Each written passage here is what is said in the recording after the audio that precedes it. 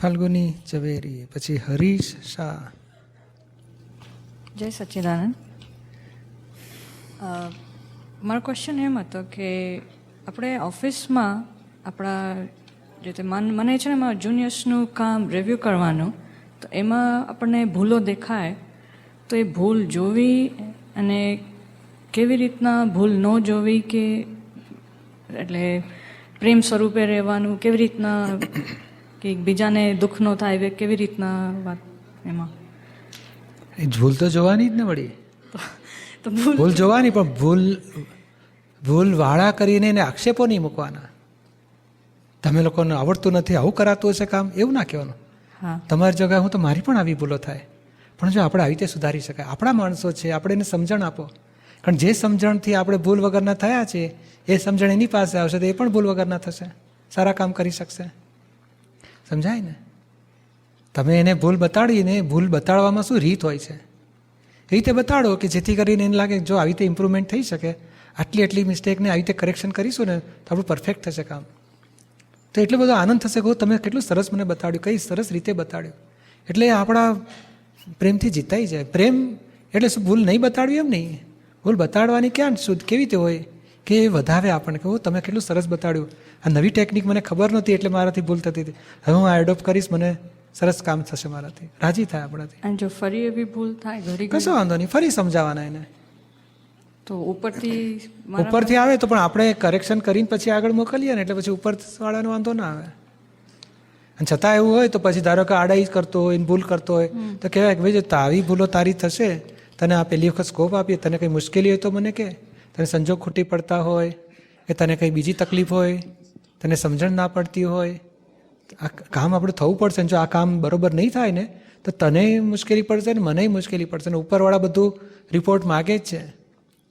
એટલે આપણે એને વાકેફ કરાય. અને પછી તોય આડાઈ કરતો હોય કે દખલો કરતો હોય કે ધીમે ધીમે બગાડતો હોય કામ, તો કે જો તારો બીજી વખત રિપોર્ટ આવ્યો, હાલત 3 વખત થશે ને તો આ લોકો કંઈ ઉપાય કરશે તો આપણે હાલત ખરાબ થશે, સસ્પેન્ડે કરી નાખે, કદાચ ભાઈ બીજું કરી નાખે તો. એટલે બહુ સરસ કરવું પડશે, તું ચોક્કસ થા, ધ્યાન રાખ, હું તને બધી હેલ્પ કરીશ, તને શું મુશ્કેલી પડે છે. એટલે એને એમ લાગે આપણા માણસ છે, એમ કરીને આપણે એને હેલ્પ કરીએ છીએ. એની જગ્યાએ આપણે હોય ને આપણાથી ભૂલો થતી હોય તો આપણો સુપરવાઇઝર આપણને કેવી રીતે હેલ્પ કરે એવી આપણે અપેક્ષા રાખીએ. એવી અપેક્ષા એને હોય એમ કરીને આપણે એને હેન્ડલ કરો. એ રાજી થાય કે ના તમે મને બતાડ્યું, સારું કર્યું અને હું ચોક્કસ થઈશ. અને એને બધા બેઉ બાજુ બતાડી શકાય. જો સરસમાં સરસ કરીશ તો તને આટલા બેનિફિટ થશે, જો ખરાબ કરીશ ને તો આ લોકો સ્ટ્રોંગ છે બધા, પછી કાઢી મૂકે આપણને. તો આમાં આપણે when we see the errors or mistakes in them, જ્યારે આપણે ભૂલ જોઈએ તો એવું ન હોય કે ભૂલ મારી છે, મેં બરાબર નથી શીખવાડ્યું, એવું ન હોય કે આઈ હેવ ટુ સી મારી ભૂલ. આમાં ભૂલ કેવું છે કે આપણે હોશિયાર માણસ આ એક્સિડન્ટ કર્યા, પેલા લર્નિંગ લાયસન્સ વાળાથી એક્સિડન્ટો મોટા થતા હોય છે કે મેં એક્સપર્ટ ડ્રાઈવરોથી એક્સિડન્ટ થતા હોય છે. કોઈથી પણ થઈ શકે. અરે કોઈથી પણ થઈ શકે. અરે સૌથી વધારે તો લર્નિંગ લાયસન્સ વાળા એક્સિડન્ટ કરતા જ નથી હોતા, કારણ આજુબાજુવાળા જ એને હાચવે કે આ હેલ છે ઠોકી દેશે, એની કરતાં આપણે હાચવીને ચાલો. અને તમે જો બાથરૂમમાં નાના છોકરા પડીને હોસ્પિટલ ભેગા વધારે થયા છે કે વડીલો પડીને હોસ્પિટલ વધારે ભેગા થયા છે? હા, બધા એક્સપર્ટ ચાલનારા જ પડેલા અને હોસ્પિટલ ભેગા થયેલા. એટલે એક્સપર્ટની ભૂલ ના થાય એવું નહીં, એક્સપર્ટવાળો ભૂલ કરી નાખે. આપણે એક્સપર્ટની જગ્યાએ હોય તો આપણાથી એ ભૂલ થાય. કારણ એ કામના સંજોગ એવા હોય છે કે કંઈક સંજોગ ફૂટી પડે, અથવા તમે આમ સરસ કંઈક કરતા હો ને પેલી કંઈક વાત નીકળી ને એટલે આપણું ચિત્ત ત્યાં જાય, 1 સેકન્ડમાં અમુક શબ્દ ભૂલાઈ જાય, આપણો ભૂલ થઈ જાય. એટલે સંજોગો ભૂલ કરાવી નાખે છે. એટલે આપણે સુધારવાના રસ્તા કરવા, સમજાવવાના રસ્તા કરવા, એને સરસ ગાઈડન્સ આપો, એને સંજોગો ગોઠવી આપો, એને બીજી એન્કરેજમેન્ટ થાય એવી હેલ્પ કરો. અંડરહેન્ડ તો આમાં સરસ એક દાદાની વાત આવે છે, આજે જ મેં હમણાં જ વાંચી કે છે વ્યવહારમાં દાદા નિરૂમાનો અંક છે પેલો એપ્રિલ 2006, વ્યવહારમાં જ્ઞાન સમજાવે, વ્યવહાર જ્ઞાન સમજાવે શાનમાં, નિરૂમાને દાદાની વાત છે. આમાં સરસ વાતો વાંચીએ. વ્યવહારમાં નિરૂબેન દાદા કહે છે, તમને જો રસોઈયા પાસે રસોઈ બનાવડાવવાનું સોંપ્યું હોય તો કઈ રસોઈ સારી થશે? તમે 3 કલાક બેસીને એની પાસે કરાવશો એ, કે 15 મિનિટમાં બધું સમજાવીને 3 કલાક પછીને આવી જશો તો તે? નિરૂમા શું કહે છે, હું 15 મિનિટમાં બતાવીને નીકળી જઈશ. દાદા કે કામ લેતા આવડવું જોઈએ. કામ માટે તો હાજરીની જરૂર હોય. જો આ અકર્મી 3 કલાક સામે બેસી રહે અને રસોઈયાને પછી એ આમ કર તેમ કર બસ્યા કરે, પછી રસોઈ બગડી જ જાય ને રસોઈયાથી બધી કે છે. પેલો 3 કલાકમાં બસ્યા વગર રહે જ નહીં, અને પેલો બસે એટલે રસોઈયો ગભરાઈ જાય, અકળાઈ જાય કે ને પેલો માથે બેસી રહેલો હોય મો, અને અકર્મી એમ છે કે હું બસું છું તેથી કામ સારું થાય છે કે છે. હાજરીથી બધું થાય. લોક કામ કરવાવાળા કામ કરવાની રાહ જોઈને બેઠા જ હોય કે ક્યારે અમારા સુપરવાઇઝર આવે ને ક્યારે અમે દર્શન કરીએ ને અમારું ક્યારે કામ દેખાડીએ. એવો સુપરવાઇઝર હોવો જોઈએ. એટલે આપણી કચાશ આમાં શું છે, એનાથી કામ બગડ્યું ને એટલે આપણે શોધી કાઢવાનું કે એના સંજોગ શું છે, કેમ બગડ્યું, અને આપણે એને શું ઇન્સ્ટ્રક્શન આપી કે જેથી કરીને પરફેક્ટ નથી થયું. એ બે બાજુનું સ્ટડી તો કરી જુઓ. પોતાની કરેક્ટનેસ થશે ને તો એને જેટલું સરસ સમજાવીશું એ પરફેક્ટ સમજશે, બેસ્ટ કામ કરશે. છતાં સંજોગ ખોટી શકે એવું બને છે. આપણે અહીંથી સારામાં સારો રસ્તાનું ગાઈડન્સ આપ્યું હોય તો એ અડધો કલાક મોડો પહોંચે તો આપણે શું સમજવું? એને આવડત નથી તો એના ટ્રાફિક નડી શકે, રસ્તા બગડેલા હોઈ શકે, ખાડા ખબડાવાળા ટ્રાફિક હોય. એટલે આ ટ્રાફિક એક એવિડન્સ એવો છે ને કે એને બેસ્ટ આવડત હોવા છતાંય પણ ડિલે કરી નાખે. એટલે આપણે કંઈ સમજાવનાર, ચલાવનાર અને ટ્રાફિક 3ને કન્સિડર કરીને પછી સોલ્યુશન લાવ્યા કરવું છે. એને ગુનેગાર જોવાની જરૂર નથી કે તમને મેં સાચો રસ્તો બતાડ્યો, 20 મિનિટનો રસ્તો હતો અને તમે પોણા કલાકે આવો છો ને કઈ જાતના અડવાની જરૂર નથી કે બન્યું ચાલો પહોંચી તો ગયા. આપણે તો શું કરવાનું, ખુશ થવાનું, ઓહ સલામત પહોંચ્યા ને ધન ઘડી ગણવી. કંઈક એક્સિડન્ટ કરીને પહોંચે તો એની કરતાં સારી રીતે પહોંચ્યા. એટલે આ કામકાજનું બધું અંડરહેન્ડને એક ભૂલ બતાડવાની થાય ને તો પેલા 5-10 પ્રતિકોણ કરી નાખવા છે કે એનો અહંકાર દુભાશે, એને દુઃખ નથી આપવું, એને સમજાવવું છે, જો ભેદ નથી પાડવા, એને સાચી સમજણ પડે, સારી રીતે કામ કરે, અને આ કામના બધા સોલ્યુશન આવે તો આપણે કહે ને વર્કલોડ બધો પૂરો થાય. એ અંદર બધું ગોઠવણી કરીને પછી એના શુદ્ધાત્માને પેલી વાણી બોલતા પહેલાંની વિધિ કરવી. હે શુદ્ધાત્માવાન ભાઈનું સમાધાન થાય એવું બોલવું છે. ફાઇલ 1ને કહેવાનું તમે એવું સમાધાન થાય વાણી બોલજો. હે દાદા ભગવાન સંભાવે નિકાલ કરવો છે, બધું શક્તિ માગી પછી તો પેલાને સારું લાગશે કે નહીં તમે મને સારું એક્સપ્લેન કર્યું, હું ટ્રાય કરીશ, બેસ્ટ સોલ્યુશન લાવીશ.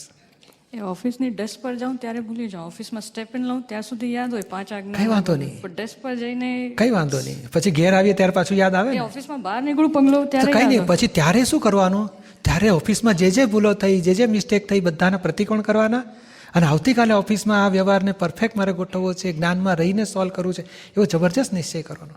એમ કરતાં કરતાં આવરણ તૂટશે ને પછી ઓફિસમાં યાદ રહેશે. આટલું સરસ પછી યાદ રહેશે એટલે કંઈક છે તો ખરું જ અંદર સ્ટોકમાં, ખરાશ નથી થઈ ગયું. હાવ નહીં તો 6 મહિને યાદ જ ના આવે, એવું તો છે જ નહીં.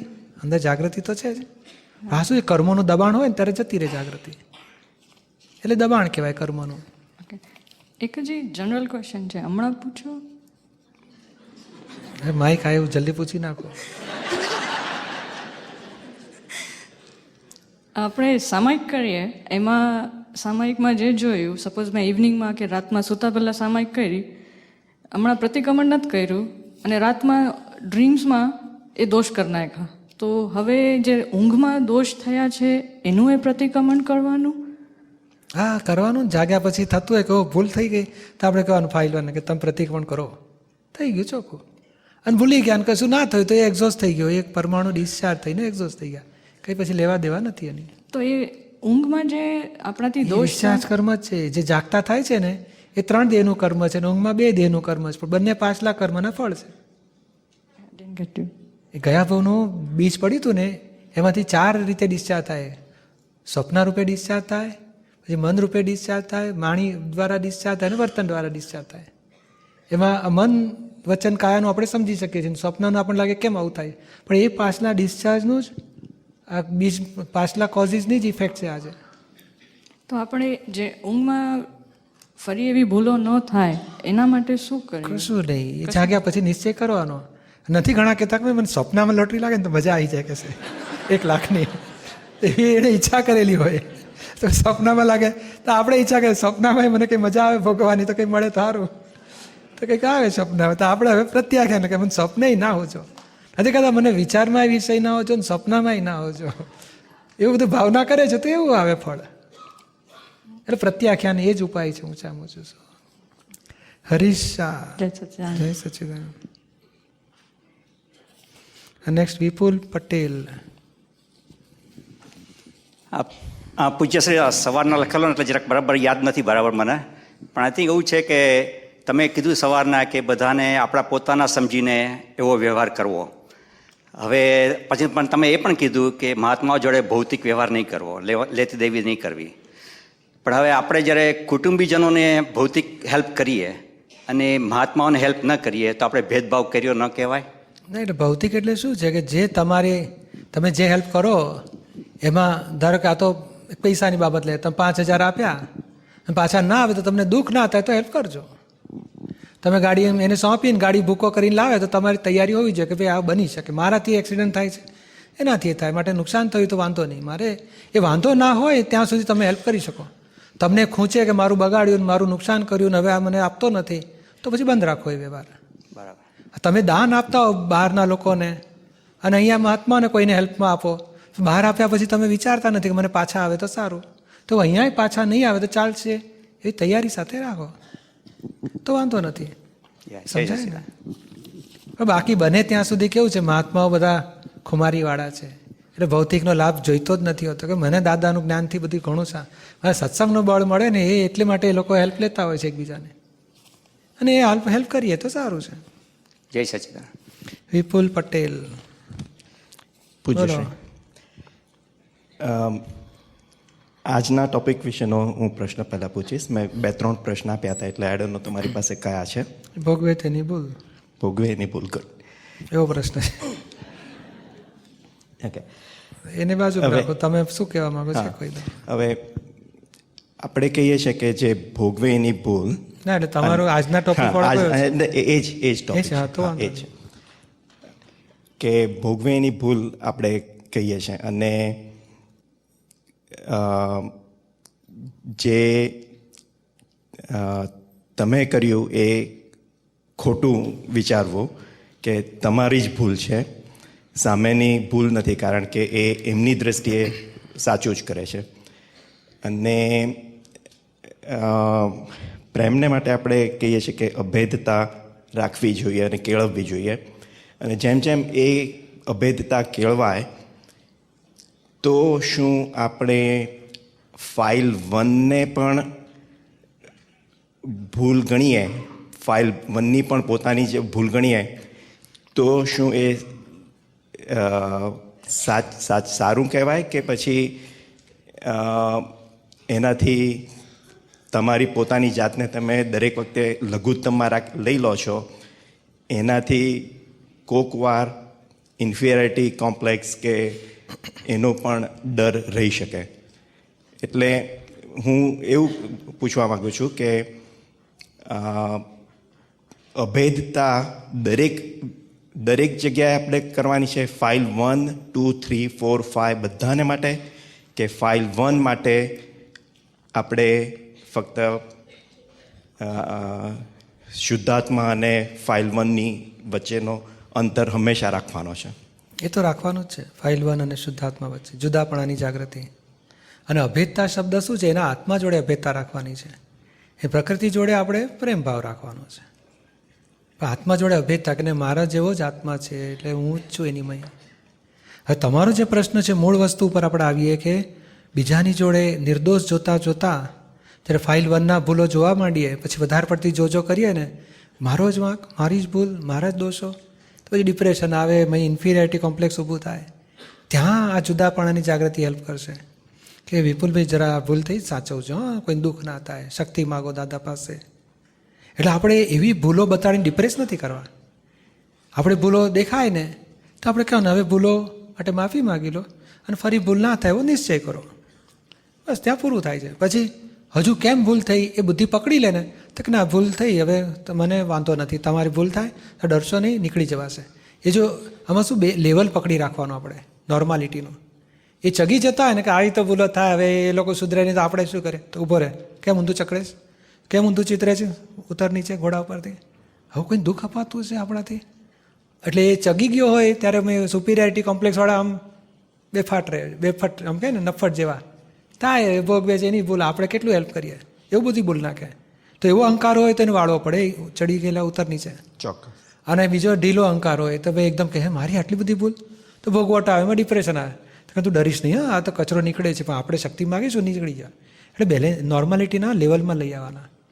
હા વધારે પડતું કે મારી જ ભૂલ એવું નથી કરવું આપણે. ભૂલ થાય, ઘણી બધી થાય છે. આ તો શું છે, બિગિનિંગમાં ભૂલ સ્વીકારતો જ ના હોય વિપુલભાઈ તો વડવાય પડે, આવું ઊંધું કરો છો. પછી ભૂલ સ્વીકારવા માંડ્યા તો કે તું પસ્તાવો લેતા હોય તો કે તું નિશ્ચય કર, આવી ભૂલો ના થાય, મને શક્તિ આપો. That's it. કે ભૂલ થાય છે, આમાં શું છે, ભૂલ થઈ તો ભૂલ થઈ કરીને ભોગવટામાં જવું નથી, ડિપ્રેશન આવશે, નહીં તો ઇન્ફેરિટી કોમ્પ્લેક્સ આવશે. સાચી વાત છે. હા આપણે શું કરવા માગીએ છીએ, 2 સ્ટેપ લઈએ છીએ. એક તો ભૂલના પ્રતિકોણ પ્રત્યાખ્યાન કરવા માગીએ છીએ, અને ભૂલને ફરી કેવી રીતે ના થાય, કેમ થઈ જતી હશે, શું એવી કઈ કચાશો છે એ શોધી કાઢવા માગે છે. ધારે કે મારે એક અમુક જાતનો દોષ થયો તો હું શું કરું, આ ભૂલ થઈ, માફી માગું છું, આવી ભૂલ ના કરવાની શક્તિ આપો. તો એ પાછું 4 દાડા પછી ફરી થયું તો પછી મારે હજુ કેમ થાય છે, હું આવો ખરાબ છું, કેમ મારાથી ભૂલો, એમ કરીને દુઃખી નથી થવું. હું શોધીશ કે કેમ આવી ભૂલો થઈ, એને કયા કારણથી થતી હશે, હજુ કયો રોગ છે, એને શું જોઈએ છે, શું એનું મોહ છે, શું એનું માન છે, શું એનો લોભ છે, શું લાલચ છે, શું કારણથી થાય છે. એ કારણ ઉપર પછી સ્ટડી કર્યા કરું, પછી જેટલું જડે એના પ્રતિકોણ પ્રત્યાખ્યાન કરું. એમ કરતાં પાછું જોયું તો પહેલાં હવે 10 દાડે થઈ પાછી ભૂલ, તો કે હજુ કંઈક રહ્યું છે, આપણે જેટલું દેખાય છે એના સીધે પણ કંઈક અમુક કારણો છે. તે કારણોના પાછળ શોધો, પછી દાદાની વાણી વાંચીએ, સ્ટડી કરીએ, વિજ્ઞાન સ્ટડી કરતા જઈએ.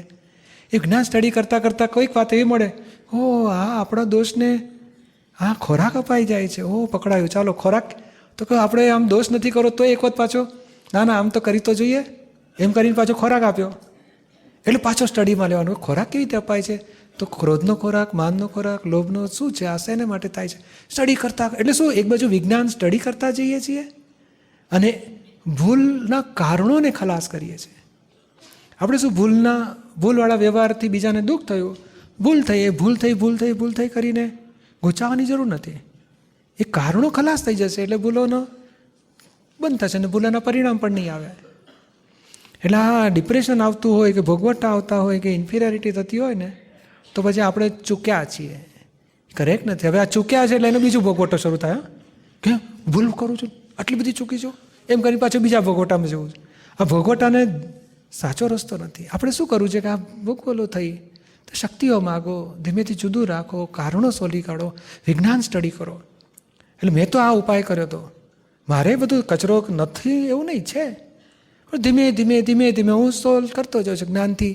એનું પણ વિજ્ઞાનની સ્ટડી, વૈજ્ઞાનિક દાદાની વાણીના જુદા જુદા પુસ્તકો સ્ટડી કરતાં કે આ કેવી રીતે હોઈ શકે. કારણ કંઈ પણ અણસમજણમાંથી આ પેલી રોંગ બિલીફ, એમાંથી આ કશાય ઊભા થયા છે, કશાયથી વ્યવહાર થાય છે, બીજાને દુઃખ થાય એવા. તો આ બધાની પાછળ કશાયો અને રોંગ બિલીફો શોધી કાઢો અને દાદાની વાણીમાં સ્ટડી કરતાં કંઈક મળ્યા કરે. એટલે ટૂંકી વાત આટલી છે કે આપણે ડિપ્રેશન, ઇન્ફિરિયરિટી કોમ્પ્લેક્સ કે મારો જ વાંક, એની અસરોના ભોગવટા સમજીને નિકાલ કરી નાખવાના, કે જુદાપણાની જાગૃતિ રાખવી છે. ખોટી વસ્તુ, આ રિલેટિવ બધું ખોટું ને સાચું બધું રિલેટિવ દ્વંદ્વ છે. ના કીધું કે ભાઈ જૂઠું બોલવું, આ સાચું બોલવું, એ બંને રિલેટિવ કહેવાય છે. સત્ય છે ને અસત્ય છે, રિલેટિવ કરેક્ટ છે.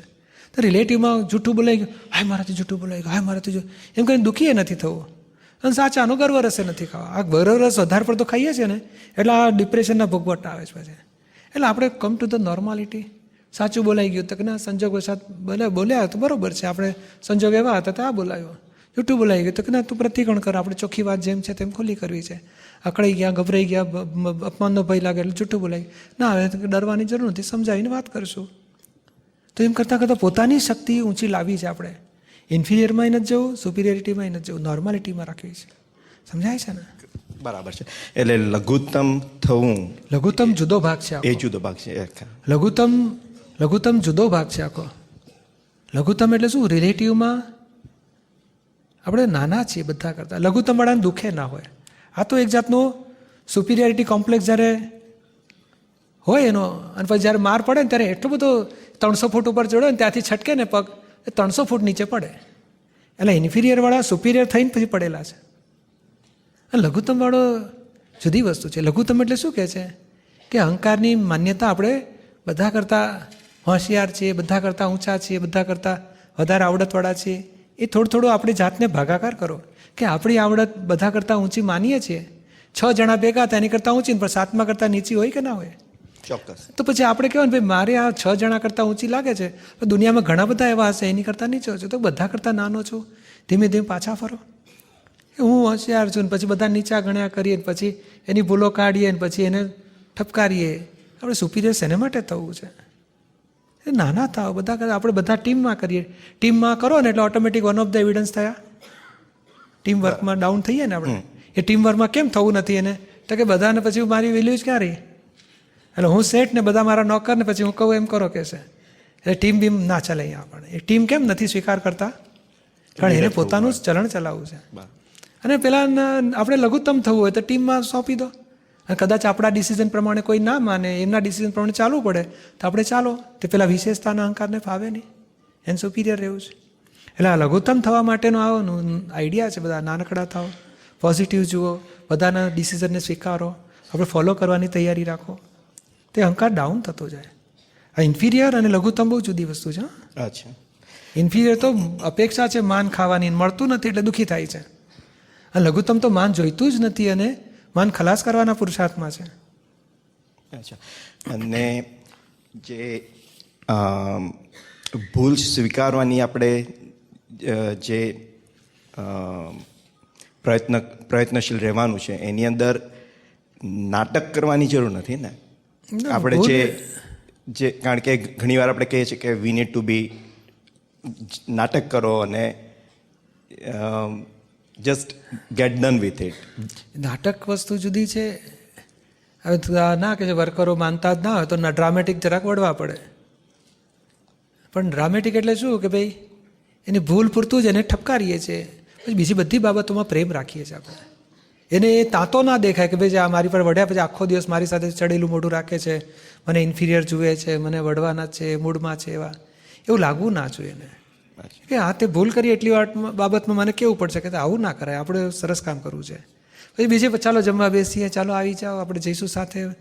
એને લાગે કે એ બાબત મને યાદ જ નથી કરતા. એ કામ પૂરતું જ અમુક જ બાબતમાં અમુક જ વખતે એટલું જ હોય, પછી બીજા બધા કનેક્શનમાં નોર્મલ વ્યવહાર હોય ત્યારે એને એમ લાગે કે આ મારી જોડે સરસ. અને આપણે નાટક એટલે શું કે નથી કહેતા ડંખ નથી મારો, ફૂફાડો મારવો છે, એના જેવું. ડ્રામેટિક કે ભાઈ આ થોડુંક અડવો પડશે અત્યારે, આ સમજતો નથી ને ખખડાય, ભાઈ નહીં જ કરવાનો, આ બાબત નહીં જ ચાલે તારી, ચાલો હવે આપણે બીજું કરીએ. પછી બીજા બધા નોર્મલ વ્યવહાર હોય. જય સચિદાનંદ. જય સચિદાનંદ.